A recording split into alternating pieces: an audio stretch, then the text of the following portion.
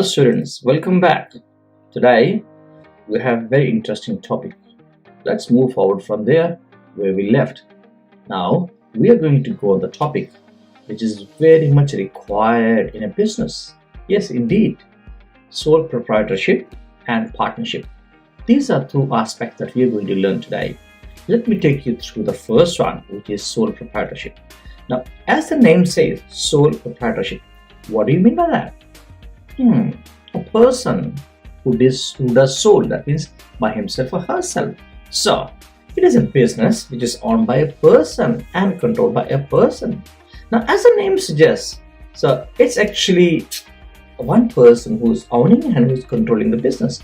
Now, obviously, when you own and control the business, what are you supposed to do? You are supposed to manage the risk, manage the resources, manage finance. And obviously, profits are also yours. But how about the losses? Again, losses are yours too. Just to take an example, if you have a shop, let's say you open a shop for tourists, right? Have a souvenir, right? So you are the person who are responsible for everything for that shop, arranging the money to buy the product for the shop, and in case of any issues, to manage the money for that, to pay the bills, to mitigate any, and if you have any employee, so to pay the wages of the employee. Okay, so that is where you are a sole proprietor. Now, same thing could go if you have a small hotel or a restaurant. This would be your responsibility. Now, like that, you may have let's say an employee. As I said before, when you have an employee, you have actually all the responsibility of the employee as well as the business. However employee responds, so you are supposed to give them a training. So that means you all in all are responsible for your business. So I'll just give you an example from practical experience.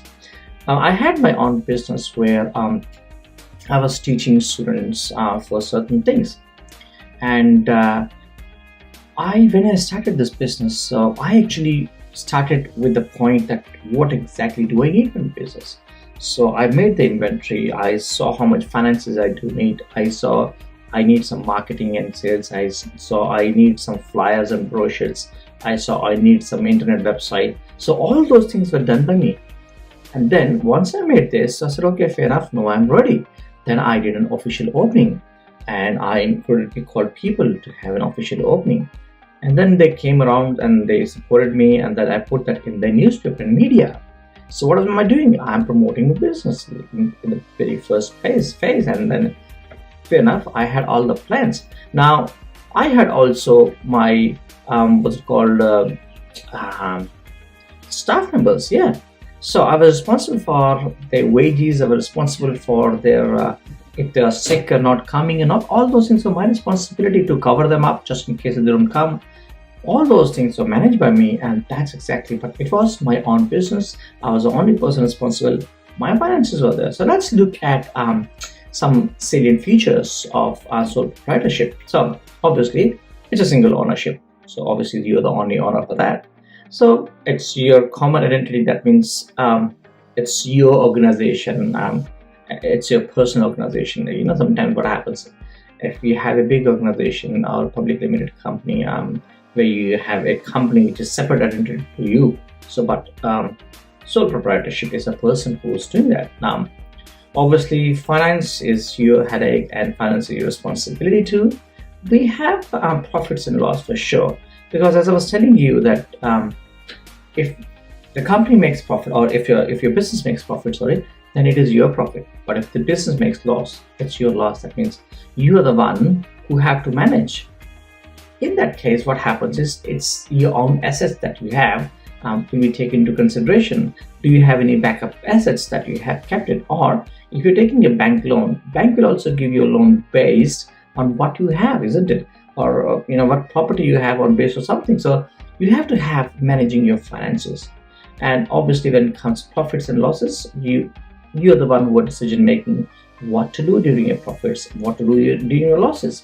Now that comes the important aspects. It's easier to register as sole proprietorship. It is not really a hectic process of having registering sole proprietorship. I have done that at two different places, and it was quite nice and easy. And it's not a big hectic job. And additionally, it's easy to dissolve also, not just register. That means, let's say if and I have done that. So what happened? My business did not work after, I think, for 2.5 to 3 years. I realized that I need to shut it down. I shut it down. So it does not really take much of the hassle to.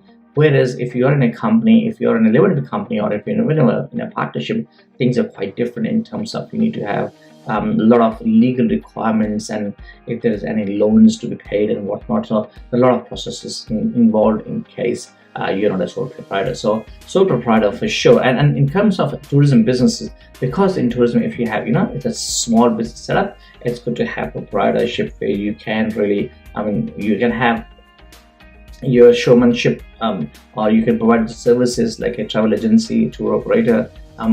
You do need staff, but more than that, it's your own expertise, which is quite important, and that really helps and works. Now let's move on from here to advantages. What are the advantages? What are the advantages of sole proprietorship? As the name says, sole proprietorship. So obviously, let's look at the benefits. What do you think? What could be the one? Let me guess. Before I say, think about one. What do you think could be the benefit? You are the one boss, isn't it? You're the one boss, yeah. You take decisions. You don't take orders. But having said that, I tell you, when you have your own business, even though you're your own boss, at every step you have to take a decision. At every moment you have to take a decision. And you really want to take decision, informed decisions. That means if I go right, what happens? If I go on left, what happens? So you have to do the calculations. You have to manage your decisions, because end of the day, it's your money, it's your passion. And okay, let's look at that. So first thing, which is easy, an advantage in terms of sole proprietorship, is it's very easy to set up. Yes, indeed, it is very easy to set up. As I was telling you, I have my experience in terms of starting a business, a sole proprietorship business, small business, and that also, it was quite easy to set up. And I have dissolved my business too, and I dissolved after 2.5 years. So it was quite an easy process to start and to end a business. So not a big hassle that comes over here. That's the first thing which I want to acknowledge, because as I said, I have done it on my own. Now, next thing is, imagine when you work in any business, any company, any organization, when you work. So let's say if I work in a university, and if I have to take a decision, obviously I have to have a process. I need to follow a process to take a decision. I need to speak to my supervisors, write an email, or take approval from a manager. But when you are your own boss, or when your sole proprietorship is there, do you really need to take a decision? Yes, you take a decision, but it's your own decision. Now, you may seek someone's help. You may get someone to support you, to guide you, to get right information, but you have a lot of flexibility and you have a lot of independence of taking decisions. So that's a big part in terms of decision making, along with ease of starting the business, the decision making. Because obviously, if you're having a right direction and right decision, you have a very good chances of getting a positive outcome of the business. Well, I was not that lucky though. Anyways, now then comes profits. Money makes the mayor go. Obviously, we do business for profits. We enjoy profit, because if we're not having profits in a business like mine, I could not survive. I survived because I had my capital for 2.5 years. I was spending a lot of money, but it did not survive for a long time. So I had to shut it down.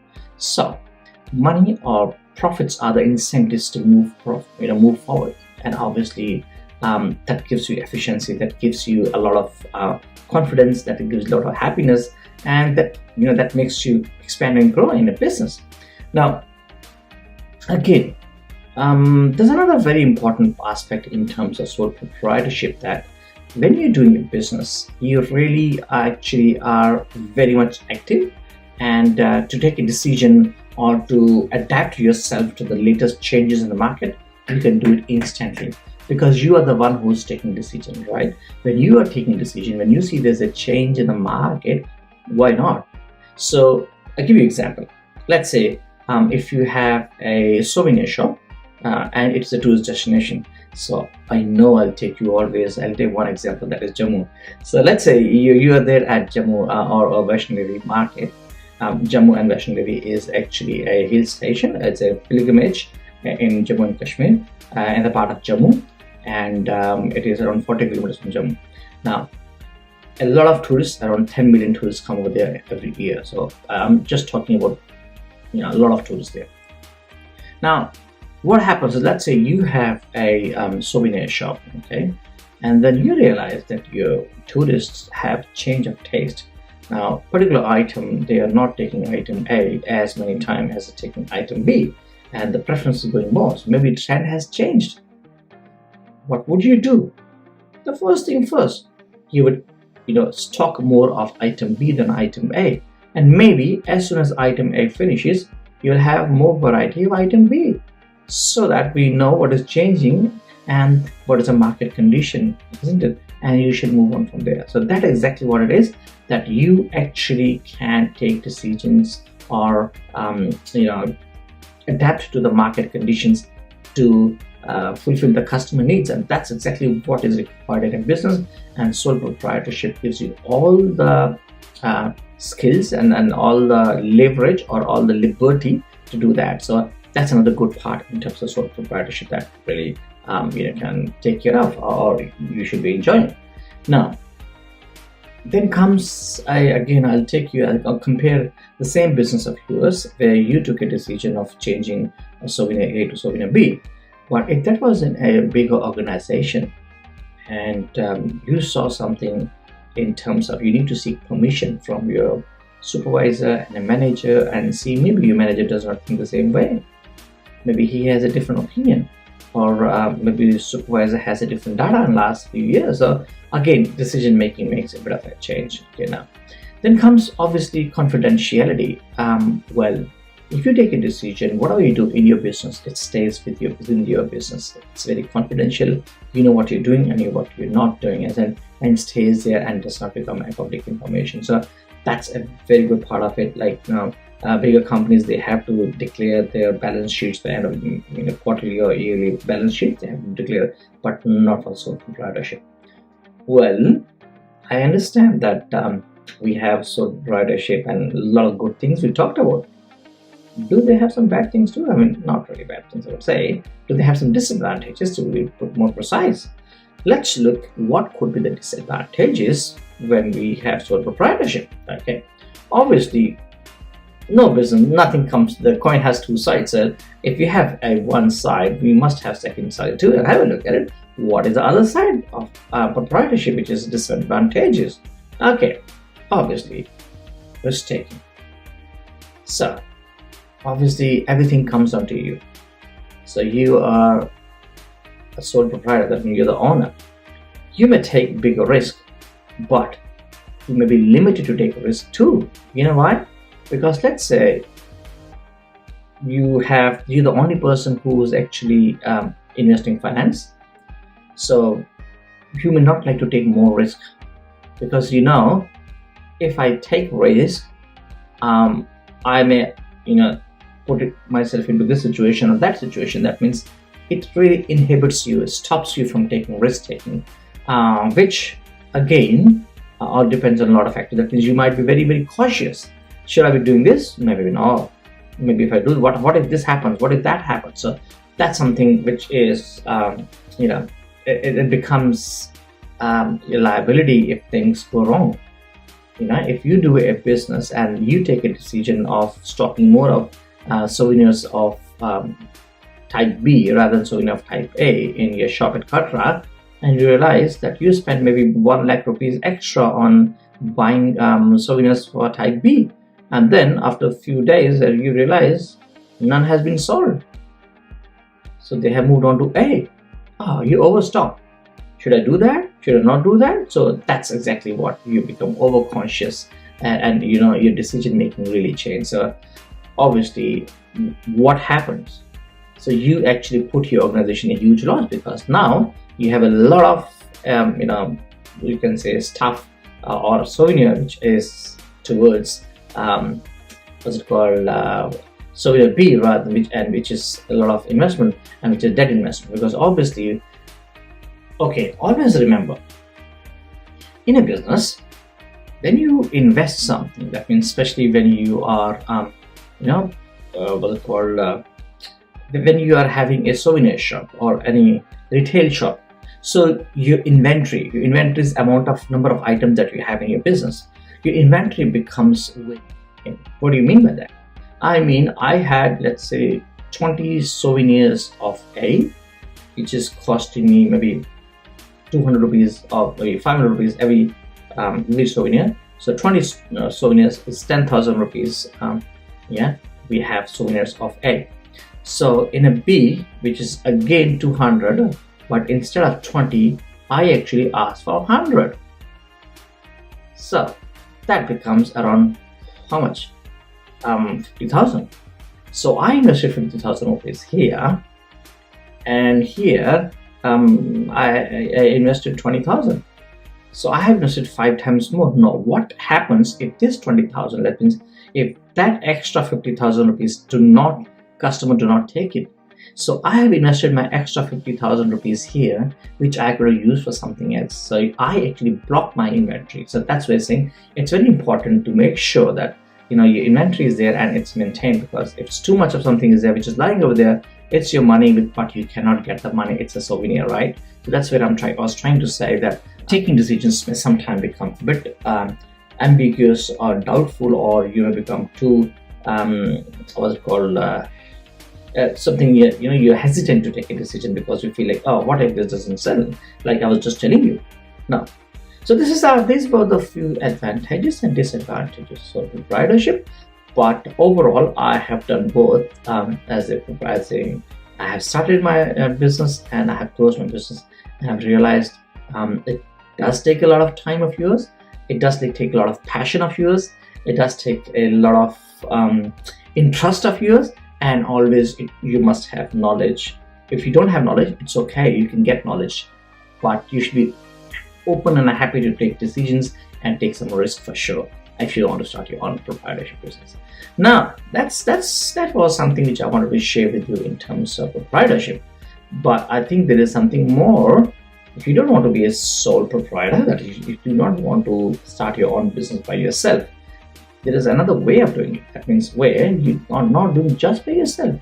You want someone to join you. Yes, indeed. That is called partnership. So let's go and have a look. What is a partnership? You tell me.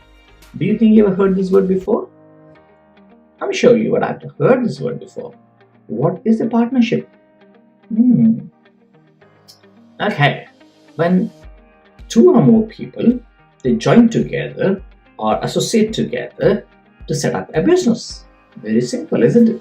So it's association of two or more people to run a show or run a business. As simple as you want to start a travel agency, but there are two owners, or you want a hotel, but there are two owners, and obviously these two owners have some agreement with each other that how much money am I putting, how much money is A putting, how much money is B partner putting, and obviously there are terms and conditions. If this happens, what? If that happens, what? So obviously, when it comes to partnership, like you have to have a black and white, to be very honest, or in written agreement, which is more so important because that will bring you in required terms and conditions, and there will be no doubt, and we will be running as a good show. Now, let's go more towards what could be the advantages. What do you think? Do you think there are advantages, or do you think there are disadvantages, or maybe both? What do you think? Let's look at the advantages. Maybe one that you can think of before I say. You can pause this video and think, what could be advantages of having a joint partnership? Partnership? Yes. Let's look at it.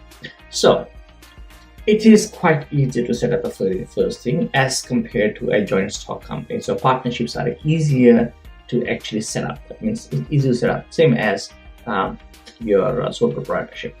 Also, good news is it is easier to dissolve too, but not as easy as sole proprietorship, because sole proprietorship you are the own boss, but here you have someone else who's also the boss. That means two people taking decision. They may They may find everything together. That means they may work together and take the same decision. They may not work together and take the same decisions. Okay. Now, next comes is when you have partnership. So obviously, there is a greater flexibility. What do you mean by that? A flexibility mean, when you have sole proprietorship, obviously, you are the only one who is running the show, isn't it? You are the only one who's managing the finances, who's managing the payroll, who's financing the accounts, who's managing the staff, who's managing rostering, who's managing marketing, who's managing sales, who's managing operations, who's managing overall policies and procedures, who's managing government regulations. Oh my God, isn't it? So when there's a partnership, so these things get divided. Now, isn't it easy? Now, imagine you have to put it this way. Let's say you have to pick up 100 kilo of load from ground floor to first floor, right? And then you get another person. Now it becomes 50 kilo for each, isn't it? And then it'll be easier. Same load, you may take more time, but when you do it together, you may take half the time or maybe more less than that, because you might be tired doing all the things. But then two people are there, you may take maybe 20 kilo each, so, or maybe less than that, depending on that. So obviously, a partnership divides and gives you more flexibility in terms of you have flexibility in decision making, isn't it? Well, not really 100%, but then yes, you have another person, another pair of eyes and the brain to sit with you, and you can talk together and find a solution to a problem, or maybe find a new strategy, or to develop a new plan, or to look at the products, any issues, or if there is any problem, to solve it together as a team, or adding any money into the business, enjoying the success, starting a new venture, or so many things. So it gives you a lot of flexibility, right? Now, obviously, there is another thing which is very good, that in terms of when there are two people, when you're doing a business, so your management becomes easy. My example of load of 100 kilos, that means I was telling you finances, marketing, sales, government regulations, operations. So maybe I will take operations, regulations, and maybe sales and marketing. You take operations, you take accounting, and you take staff. So work is divided. So what happened? So now I'll be focusing on that, but we'll have a meeting together every week or every month, and then see where we're going and whatnot. We give us suggestions to each other, so we have not double the force, right? So that's exactly what it is. So in this case, your partnership really helps you to divide your work, to have more better decisions, to have an extra pair of eyes and extra brain to work together as a team and to reach a solution. Don't you think? It's a good part, and most important part. Any business requires money, isn't it? So do the partners. They have now capacity. One person has a capacity to invest, other person capacity. So now they both can invest pooled money in here together. Number one, they can invest money. Let's say they run into trouble. Person A does not have, maybe person B can use his contacts and whatnot. Then they can again join together and invest money in there. So raising finance is actually another good part that we can look in the as a very good advantage in terms of partnership. So that means partnerships are really good if they manage well. Partnerships are good in terms of flexibility. Partnerships are good in terms of I would say saving time also, dividing workload, investments, managing finance, managing business, having more idea. Oh my goodness, isn't it? So good. Do you think there are some disadvantages too? Let's have a look. Okay, let's go and have a look at it. So what do you think? Before I say something, I want you to think about it. To tick, tick, tick. What could be the disadvantage? All right, let me go first. You can pause it and think about it before you listen to me. All right, the first thing is unlimited liability and legal responsibility. What is this? That means both the partners have unlimited liability and legal responsibility. So what happens? When you were sole proprietorship, you had full responsibility for your business, right? When you have a partnership, let's say I am only 25% partner, right? And the other person is 75% partner. So if something goes wrong, I am liable to pay my 25% and he's supposed to pay 75%. But what if this person is not able to pay 75%? He pays only 25%. Then legally, I'm supposed to pay remaining to 50%. That's what it is. So what do you mean by that? That means you have unlimited liability and legal responsibility to pay back. Now, imagine I only invested and this person has a property, let's say, worth of 1 lakh. I may have a property worth of 25 lakhs and our business has a loss of 10 lakhs. But I was supposed to pay only 2.5 lakhs and he was supposed to pay, the partner was supposed to pay 7.5 lakhs. I paid my 2.5 lakhs, but my partner had a house property 1 lakh only, so he paid only 1 lakh. So 3.5 lakh, 6.5 lakh, that will come back to me because he cannot pay. He says, hey, this is what I had, I paid everything, I cannot pay anymore. I have no resources. So legally, then I'll be responsible to fill up the balances. Now that's something which is obviously I would not like to. That's why what happens is that people, they do not add particular investments or properties or but obviously that's a further legal requirements under that. So what I'm trying to say is it's actually obviously that comes under you. So that's a bit of a concern to see when you're doing a partnership, what are you attaching with you in terms of your properties and investments, and how do you want to plan. So you need to be very careful and seek legal advice before you start a partnership. Okay, what if the second part, next, we were good partners and we're doing good thing, we're happy, we're doing, and then one fine day we have a misunderstanding. We have a misunderstanding on employing a new staff member.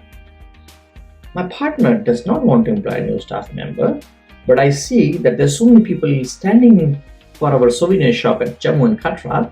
There's so many people standing in the queue and we cannot serve them and they're going back. But if I have one more person, so then 3 of us can do the job and then we can have more money. But my partner says no, that's extra cost. We don't know if the customer comes or not. But I feel the customers are coming, we should do it. Because it's like, I feel if you open a shop, then only customer will come. Customer will not come and there's no shop, isn't it? But he feels no, that's not the case. So what if we have a misunderstanding? Simple question I gave you. Yes, you may have misunderstanding, and obviously when there's a misunderstanding, there's arguments. There may be arguments. So what is happening with the efficiency of the work? Every time I see extra customer standing, I look at him, I'll go angry, oh, come on. And then what is happening is like, hey, come on, let's do it. So our energies will not be focused more so towards the business. Our energies will be focused more so towards, why X is not there or is there or not there. So obviously the efficiency of the business really can actually be compromised. So that's something, obviously will actually impact. That's one thing. But if our, it starts from there, like, having, but we are not on the same page. That means we do not agree to each other's, request or question or decision. I want to do extra stuff and he doesn't want to do extra stuff. But it really impacts the whole business. And it will move on from one staff to what color of, how much have you purchased, why you purchased this time, why not. So interpersonal relationship really starts impacting the other parts, from marketing or you're not doing good marketing, whatnot. So if there are issues, then we start fault finding, and that can really lead to a negative impact on the business operations also. And what if the situation moves on further? That means if that's lingered and not solution is not given, or let's say if after having a good discussion and maybe argument, I succeed in convincing my partner that we need to have extra staff. Let's say we have extra staff and the clientele is reduced because there was no staff and they had to wait, they didn't come anymore. So the clientele goes down, then it becomes more issue to give the wages. It's, hey, you give wages from your pocket, da da da da. So things actually become more problematic, and then it goes over in long term. If the business is not positive and not conducive, so that could be very very big issue. And if things don't work between the partners, so that becomes obviously dissolving the business. It is not difficult to dissolve the business, but it is not that easy as in compared to sole proprietorship. So obviously then there'll be balance of payments. What is that? This is the money, this is the inventory left, so many souvenirs are there. Whom do we sell, how much we sell, again a decision. When do we close the shutter, when do we pay the rent, what is the lease of that rental lease of the shop, or you own the shop. So there's so many things that becomes a decisions that need to be taken, and this becomes a difficult in terms of decision making. So overall, what we realized, we saw that there are pros and cons in both, isn't it? In sole proprietorship also, and in a partnership also. Now I leave you up over here today with the question to think about it. What do you think? Do you want a sole proprietorship? Is that good for you? Or as an entrepreneur, or do you think partnership is a good thing to do, isn't it? So for this, with this question or thought in your mind, I leave you here with this session, and I'll see you in the next session. Till then, take care. Have a good day. Bye.